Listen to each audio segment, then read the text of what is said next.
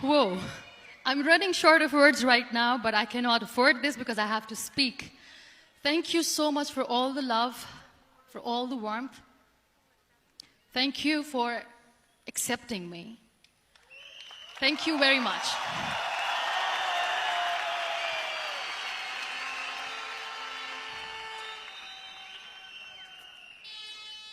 Well, I always start my talk with a disclaimer. And that disclaimer is that I've never claimed to be a motivational speaker. Yes, I do speak, but I feel more like a storyteller because wherever I go, I share a story with everyone. Well, it is a story of a woman whose perfectly imperfect life made her who and what she is today.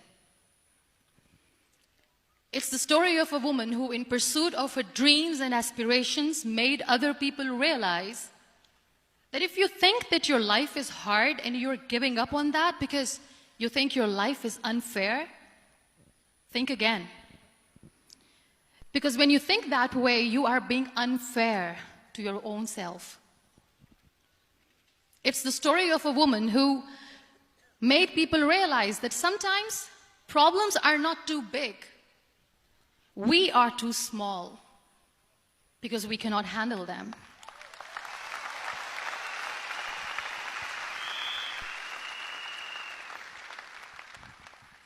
It is the story of a woman who with time realized that real happiness doesn't lie in success, money, fame. It lies within. Real happiness lies in gratitude. So I am here and I'm going to share the story of that woman. That is my story. The story of gratitude.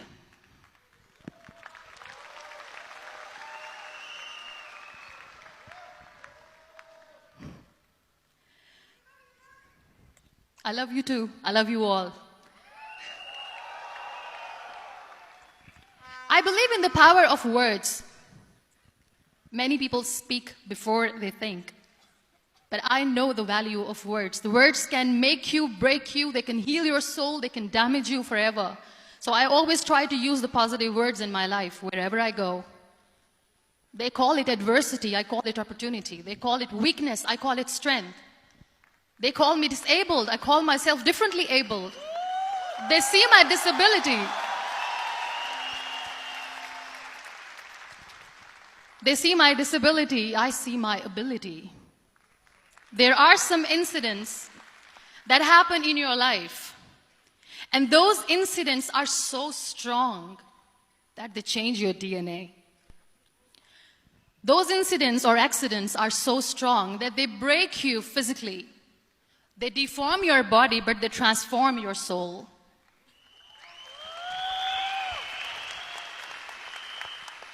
Those incidents break you, deform you, but they mold you into the best version of you. And the same thing happened to me. And I'm going to share what exactly happened to me. I was 18 years old when I got married. And this thing I'm sharing for the very first time on an international level. I was 18 years old when I got married. I belonged to a very conservative family, a Baloch family, where good daughters never say no to their parents. My father wanted me to get married. And all I said was, if that makes you happy, I'll say yes. And of course, it was never a happy marriage. Just about after 2 years of getting married, about 9 years ago, I met a car accident. Somehow my husband fell asleep and the car fell in the ditch. He managed to jump out, saved himself. I'm happy for him. But I stayed inside the car and I sustained a lot of injuries. The list is a bit long. Don't get scared. I'm perfectly fine now. Radius ulna of my right arm were fractured. The wrist was fractured. Shoulder bone and collarbone were fractured. My whole rib cage got fractured. And because of the rib cage injury, lungs and liver were badly injured. I couldn't breathe. I lost urinary bowel control. That's why I have to wear the bag wherever I go. But that injury that changed me and my life completely as a person and my perception towards living my life was the spine injury. 3 vertebrae of my backbone were completely crushed, and I got paralyzed for the rest of my life. So this accident took place in a far-flung area in the outskirts of a very small province, Balochistan, where there was no first aid, no hospital, no ambulance. I was in the middle of nowhere in that toppled car. Many people came to rescue. They gave me CPR. They dragged me out of the car. And while they were dragging me out, I got the complete transection of my spinal cord. And now there was this debate going on. Should we keep it here? She's going to die. Where should we go? There is no ambulance. There was this 4-wheeler Jeep standing in the corner of the street. They said, put her in the back of the Jeep and take her to the hospital, which is 3 hours away from this place. And I still remember that bumpy ride. I was all broken. They threw me at the back of the Jeep and they rushed me to the hospital. That is where I realized that my half body was fractured and half was paralyzed. I finally ended up in a hospital where I stayed for 2.5 months. I underwent multiple surgeries. Doctors have put a lot of titanium in my arm. There's a lot of titanium at my back to fix my back. That's why people in Pakistan call me the Iron Lady of Pakistan. Sometimes I wonder how easy it is for me to describe all this all over again. And somebody has rightly said that when you share your story and it doesn't make you cry, that means you have healed.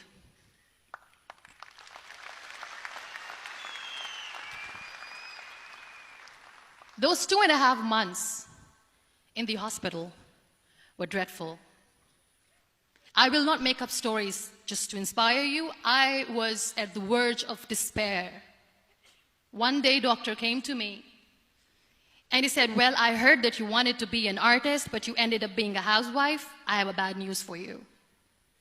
You won't be able to paint again because your wrist and your arm are so deformed, you won't be able to hold a pen again. And I stayed quiet. Next day, doctor came to me and said, your spine injury is so bad, you won't be able to walk again. I took a deep breath and I said, it's all right. The very next day, doctor came to me and said, because of your spine injury and the fixation that you have in your back, you won't be able to give birth to a child again. That day, I was devastated. I still remember, I asked my mother, why me? And that is where I started to question my existence. Why am I even alive? What's the point of living? I cannot walk, I cannot paint, fine, I cannot be a mother. And we have this thing in our heads, being women, that we are incomplete without having children. I am going to be an incomplete woman for the rest of my life. What's the point? People are scared. They think I will get divorced. What is going to happen to me? Why me? Why am I alive? We all try to chase this tunnel. We all do this because we see light in the end of the tunnel, which keeps us going. My dear friends, in my situation, there was a tunnel that I had to roll on, but there was no light. And that is where I realized that the words have the power to heal the soul. My mother said to me, this too shall pass. God has a greater plan for you. I don't know what it is, but He surely has.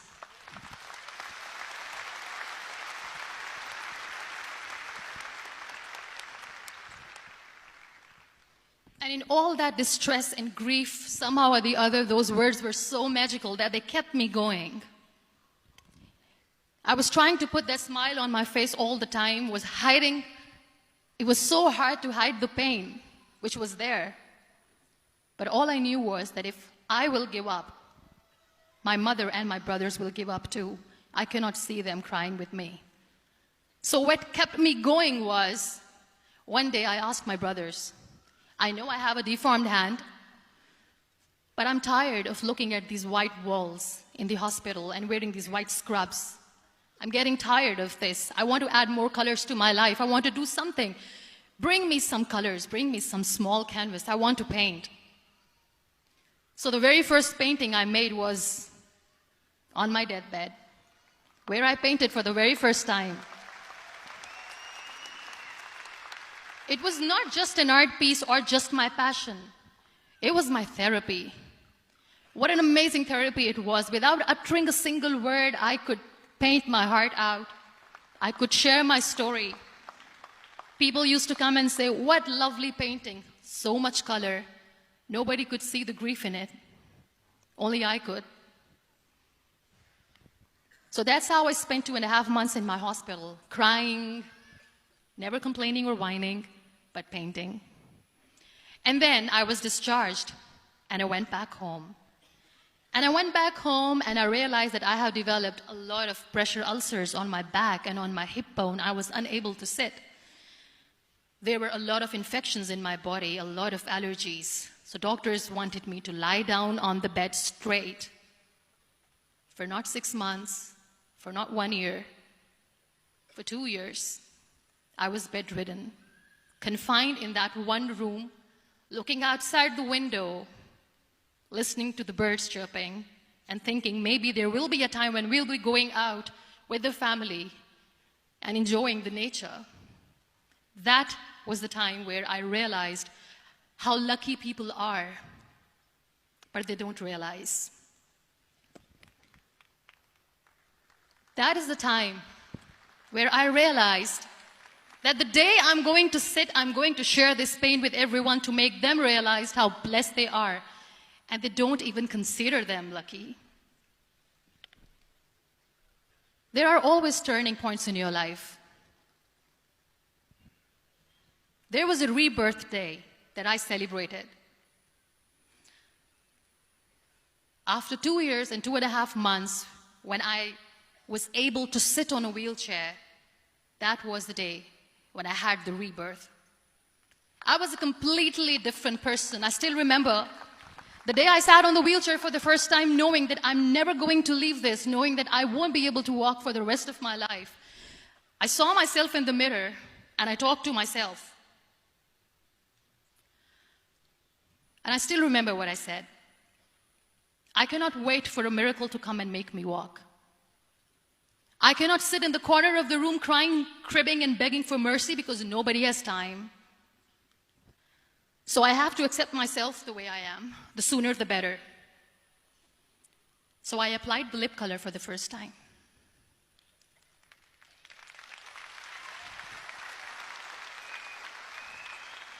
And I erased it. And I cried. And I said, what am I doing? A person on a wheelchair should not do this. What will people say? Clean it up. Put it again. This time I put it for myself.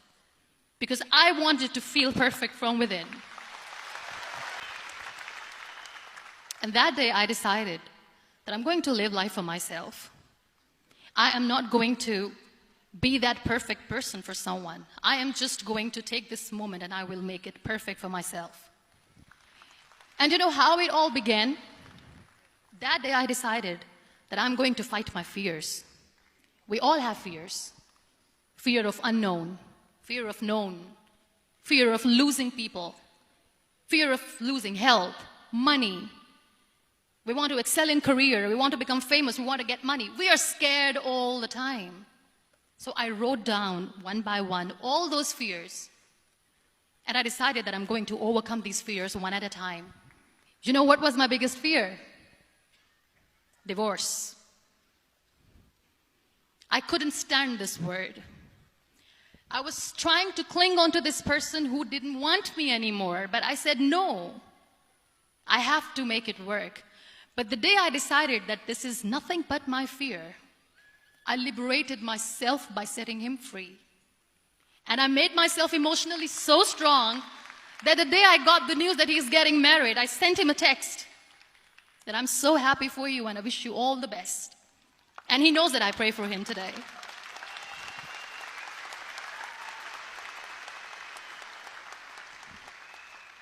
My biggest fear, number 2, was I won't be able to be a mother again.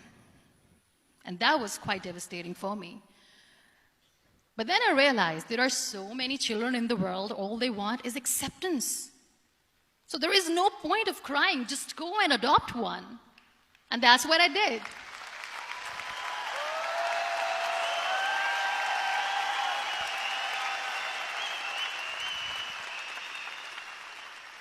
I gave my name in different organizations, different orphanages. I didn't mention that I'm on a wheelchair, dying to have a child. So I just told them that this is Muniba Mazari and she wants to adopt a boy or girl whatsoever, but I want to adopt a kid. And I waited patiently. 2 years later, I got this call from a very small city in Pakistan. I got a call and they said, "Are you Muniba Mazari? There is a baby boy and would you like to adopt?" And when I say yes, I could literally feel the labor pain. I said, yes, yes, I am going to adopt him. I am coming to take him home.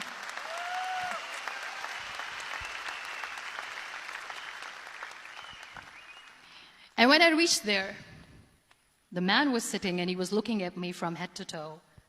And in back of my head, I kept thinking that, oh my God, he's going to say she's on the wheelchair. She doesn't deserve it. How is she going to take care of him? And I looked at him and I said, "Do not judge me because I'm on the wheelchair." But you know what he said? He said, "I know you will be the best mother of this child. You both are lucky to have each other."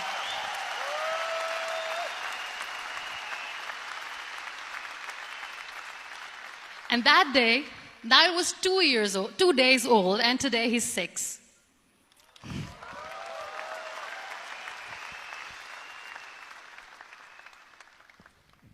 You'll be surprised to know another bigger fear that I had in me. It was facing people. I used to hide myself from people. When I was on bed for 2 years, I used to keep the door closed. I used to pretend that I'm not going to meet anyone, tell them that I'm sleeping. You know why? Because I couldn't stand that sympathy that they had for me. They used to treat me like a patient. When I used to smile, they used to look at me and say that, "You're smiling, are you okay?" I was tired of this question being asked, "Are you sick?" Well, a lady yesterday at the airport asked me, "Are you sick?"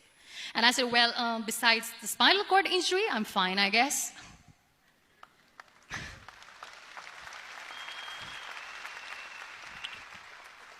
But those are really cute questions. They never used to feel cute when I was on the bed. So I used to hide myself from people, knowing that, oh my God, I'm not going to see that sympathy in their eyes. It's all right. And today I'm here speaking to all these amazing people because I have overcome the fear.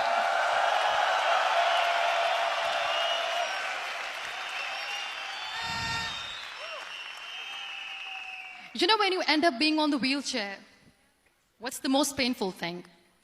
That's another fear that people on the wheelchair or the people who are differently abled have in their hearts, but they never share. I'll share that with you. The lack of acceptance. People think that they will not be accepted by the people because we, in the world of perfect people, are imperfects. So I decided that instead of starting an NGO for disability awareness, which I know will not help anyone, I started to appear more in public. I started to paint. I always wanted to. I have done a lot of exhibitions. I'm Pakistan's first wheelchair-bound artist. I have done a lot of modeling campaigns, different campaigns for brands like Tony and Guy.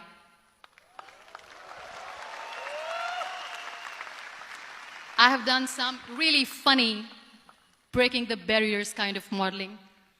There was this one by the name Clown Town where I became a clown because I know that clowns have hearts too.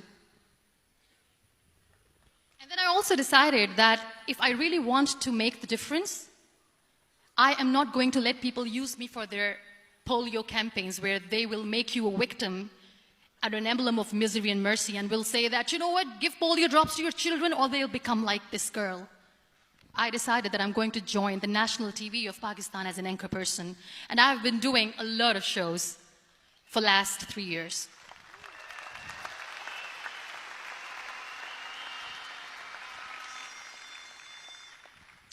So when you accept yourself the way you are, the world recognizes you. It all starts from within. Thank you. I became the National Goodwill Ambassador for UN Women Pakistan, and now I speak for the rights of women, children. We talk about inclusion, diversity, gender equality, which is a must. I was featured in BBC 100 Women for 2015. I'm one of the Forbes 30 under 30 for 2016. And it all didn't happen alone.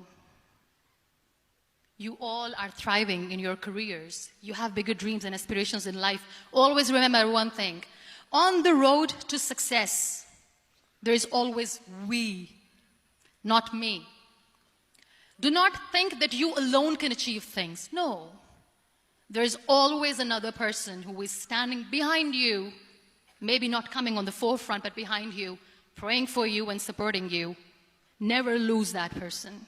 Never.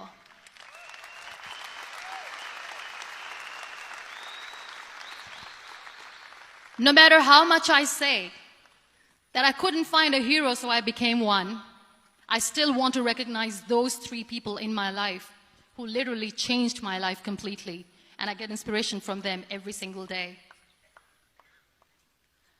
Waleed Khan. Many people know about the terrorist attacks in Pakistan. We have lost many people. And I'm sharing this with a very heavy heart because we actually have lost a lot of people in this huge turmoil of terrorism. These people are barbarians. They do not see people. They're even worse than animals. They have killed people in mosques. They have killed people in churches, temples, even in schools. There was this terrorist attack in Army Public School, Peshawar, where these terrorists entered in an examination hall and they killed our children. And in that attack, that day, this beautiful boy, Waleed Khan, who was my hero, my real life hero, was the proctor who was taking care of the students, was keeping an eye on the students. Those barbarians shot him 3 times in the face, 5 times on his body, and he fell down. I was asked to give a talk in the school after a week of that terrorist attack. With a very heavy heart, I went there and I spoke. We sang a few national songs. I thought that maybe I've done my part, but deep inside, it was killing me.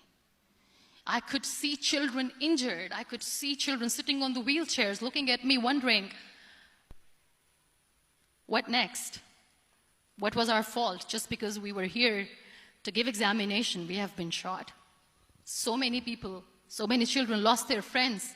Their classrooms were empty. The next day they went to the classroom. So this kid, Waleed Khan, I was asked that he is in a hospital right now, and you have to go and see him and motivate him and tell him that it's going to be okay. And when I saw Waleed Khan coming on the wheelchair for the first time in front of me, face was all deformed. His leg was fractured, his arm was fractured. He couldn't talk, he lost his teeth. He cannot sneeze, he cannot smell. He cannot eat. And I kept thinking, what should I say? That everything is going to be all right? No, nothing is all right. And while I was juggling with the words, what to say, what not to say, this beautiful child, Waleed Khan, came to me and he said, "Are you Muniba Mazari?" I said, "Yes." He said, "Baji, let's take a selfie."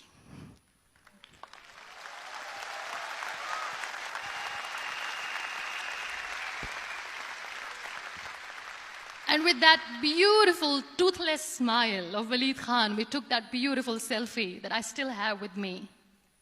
I don't share that here because he was in a very bad shape that time. And that is where I realized that when I was thinking too much about his deformities, he's happy with himself. He doesn't even care.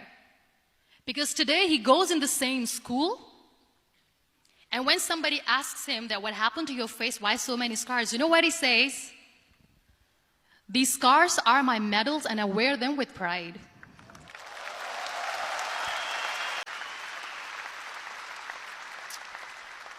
And how beautifully he says that terrorists wanted me not to study. I am going to study. I will become a doctor one day. And this is my way of taking revenge from those terrorists.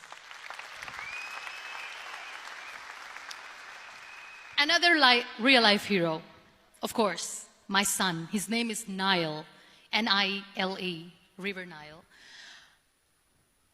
I learned so much from this kid. The first and foremost thing is patience. How to be patient when you know that your mother cannot walk, when you know that your mother is different from the other women, when you know that your mother cannot go out and play with you, how to stay calm. He loves football. And when we got the very first football, he was 4 years old. He was super excited. I still remember he came in the room and he said, "Mom, let's play football." And he kept the ball in my feet. And he said, "Let's kick it." And that day I felt disabled. I said, "I cannot kick the ball." And I was down with the same face. He looked at me and he said, "Well, that's all right. Your legs are not working, but your hands do. Let's play catch the ball."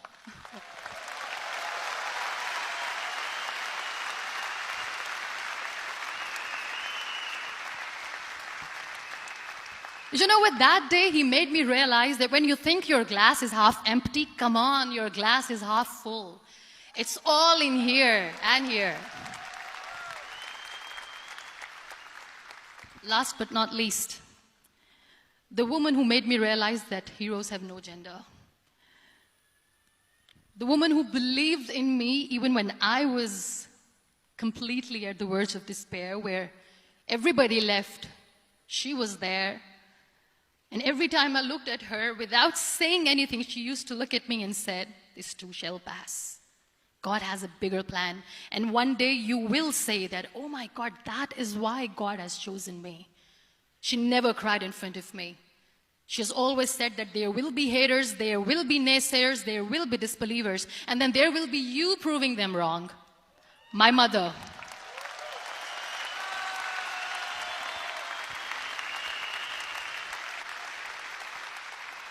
Whatever I am today, I'm nothing without her. I'm nothing without her. Thank you, Mama. I wish you were here. Thank you for making me who I am today.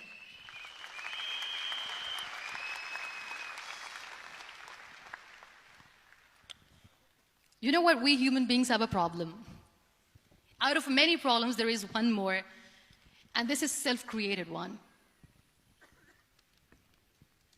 We always expect ease from life. We have this amazing fantasy about life. This is how things should work. This is my plan. It should go as per my plan. If that doesn't happen, we give up. So my dear friends, let me tell you one thing. I never wanted to be on the wheelchair. Never thought of being on the wheelchair. I was always aspiring to do bigger things, but had no idea that for that I have to pay the price to be where I am today. It's a very heavy price. This life is a test and a trial, and tests are trials are never supposed to be easy. So when you're expecting ease from life, and life gives you lemons, then you make the lemonade, and then do not blame life for that, because you were expecting ease from a trial. Trials make you a stronger, better person. Life is a trial, and with time you realize that.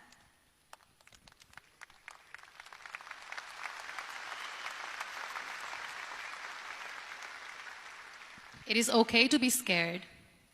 It is okay to cry. Everything is okay, but giving up should not be an option. They always say that failure is not an option. Failure should be an option, because when you fail, you get up, and then you fail, and then you get up, and that keeps you going. That's how humans are strong.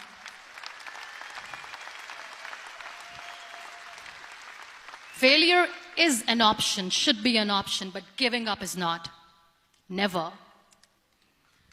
We have this thing in minds. We call it perfection. We want everything perfect. We want ourselves to be perfect. There is this image in our head about everything. Perfect life, perfect relationships, perfect career, perfect amount of money that we need to earn no matter what. Nothing is perfect in this world. We all are perfectly imperfect, and that is perfectly all right. That's all right. We were sent here not to become the perfect people. Those people who tell you how to look perfect, even those people are imperfect. Trying to fight this fear of looking imperfect. I used to be perfect. I still remember. I got this compliment years ago when I used to walk. Oh my God, look at you. You're fair, you're tall, you're perfect. Look at me now. You're still perfect. Only the perfect eyes can see that. Only the perfect eyes will see that. Only the perfect eyes will see that. So yes, in all those imperfections, you have to listen to your heart. You don't have to look good for people. You don't have to be perfect just because other people want you to be perfect. If your soul is perfect from within, that's all right. This is all what you want. This is all what you need to be.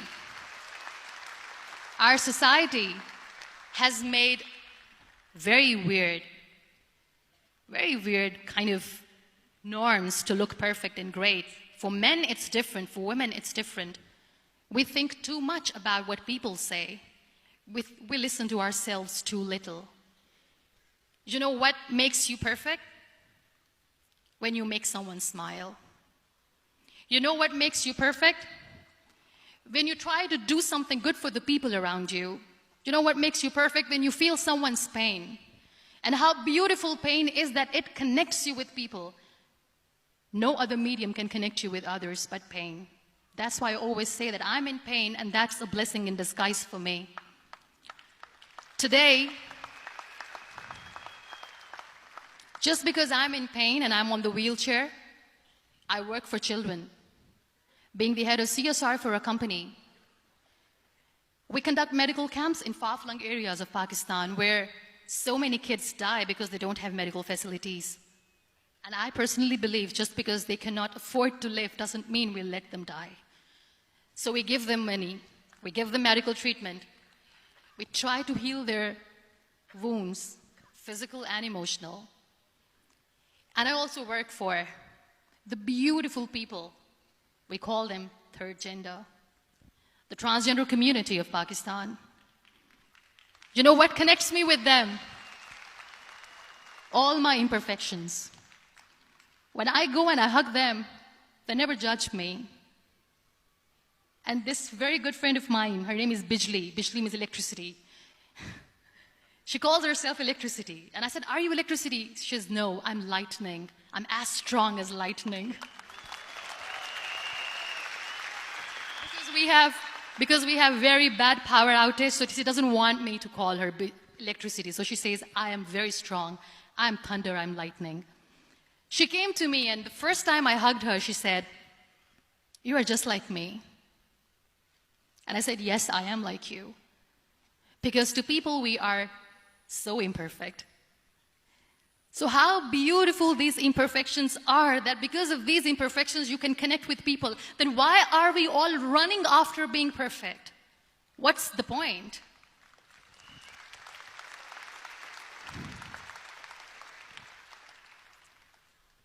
Every time I go in public, I always smile. There's always a big toothy smile on my face, and people ask me, don't you get tired of smiling all the time? What's the secret? I always say one thing, that I have stopped worrying about the things that I have lost, the people that I have lost. Things and people who were meant to be with me are with me. And sometimes, somebody's absence makes you a better person. Cherish their absence. It's always a blessing in disguise. I always say that people are so lucky they don't even realize. You must be thinking, okay, you're lucky in what sense? Well, the breath that you just took was a blessing. Embrace it.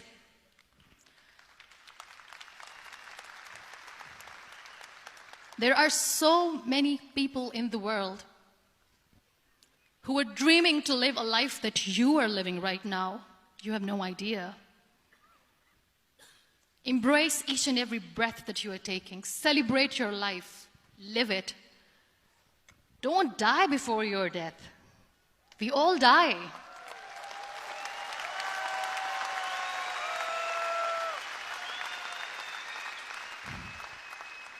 We live this one routine of a day for 75 years and we call it life. No, that's not life. If you're still thinking why you have been sent here, if you're still juggling with the concept of why you are here, you haven't lived yet. You work hard, you make money, you do it for yourself. That's not life. You go out, you seek for people who need your help, you make their lives better. You become that sponge which can absorb all the negativity, and you become that person who can emit beautiful, positive vibes. And when you realize that you have changed someone's life, and because of you, this person didn't give up, that is the day when you live. Always.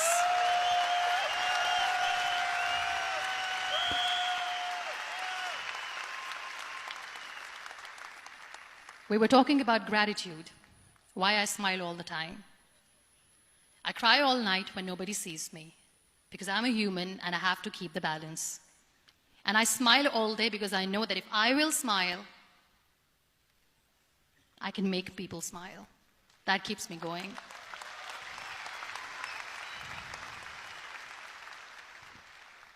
Be grateful for what you have, and you will always, always end up having more.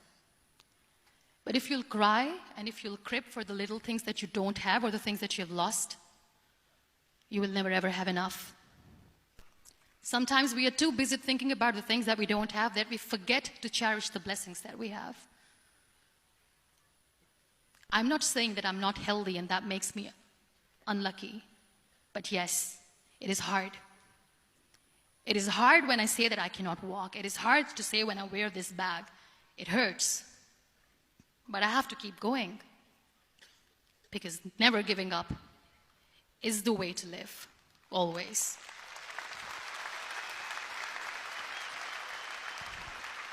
So I'll end my talk on a very short note. Live your life fully. Accept yourself the way you are. Be kind to yourself. Be kind to yourself. I'll repeat, be kind to yourself, and only then you can be kind to others. Love yourself and spread that love. Life will be hard. There will be turmoils, there will be trials, but that will only make you stronger. Never give up. The real happiness doesn't lie in money or success or fame. I have this all, I never wanted this. Real happiness lies in gratitude. So be grateful, be alive, and live every moment. Thank you so much, everyone. Thank you.